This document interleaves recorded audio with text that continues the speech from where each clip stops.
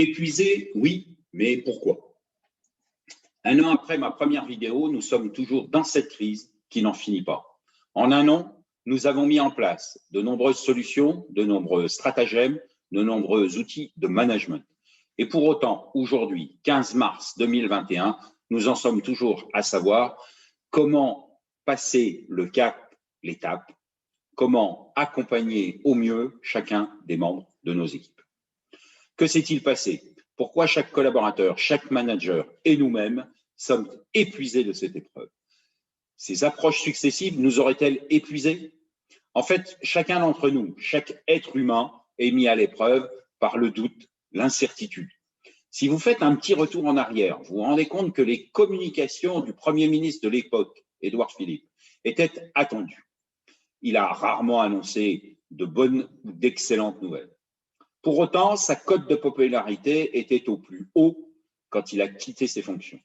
Le Premier ministre actuel a dû gérer les déconfinements, l'arrivée des vaccins et quelques moins mauvaises nouvelles. Il a aussi eu son lot de mauvaises nouvelles, bien évidemment. Et alors, pourquoi? Alors que nous sommes du côté de la résolution à terme, quand personne ne le connaît, chacun est épuisé de cette période.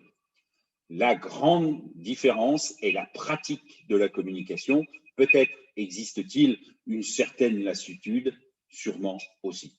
En fait, quand Édouard Philippe nous annonçait un cadre clair pour la semaine à venir et nous donnait rendez-vous pour le mercredi suivant, la semaine suivante, nous étions au rendez-vous en ayant tenté d'appliquer ces demandes.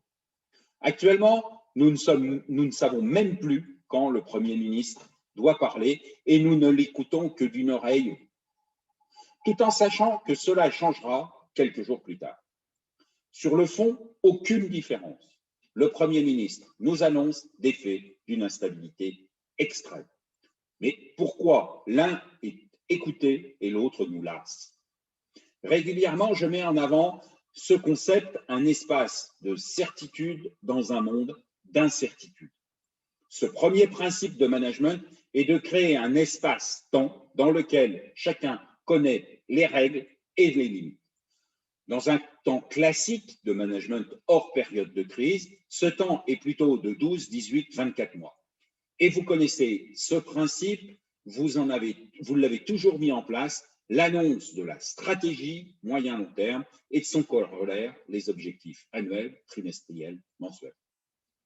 Créer un espace de certitude dans un espace-temps donné.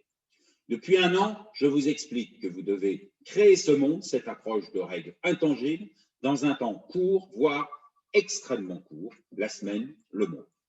Les règles claires et assumées permettent à chacun de réfléchir, de se positionner, d'agir, de travailler, de vivre sans ses craintes, ses doutes persistants. Le cadre nous rassure.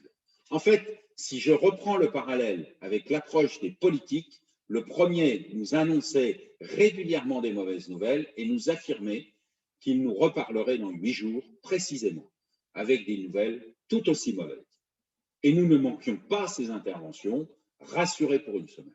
Le second nous annonce lui aussi son lot de bonnes et de mauvaises nouvelles, tout en nous transmettant ses propres craintes, ses propres doutes, sans nous donner un rendez-vous précis pour l'annonce suivante.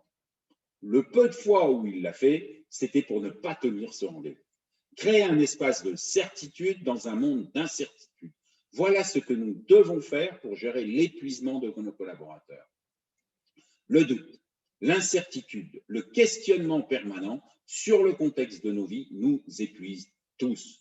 Notre seul outil de management à disposition est d'affirmer haut et fort ce dont nous sommes certains afin que ce message prenne le pas sur nos doutes.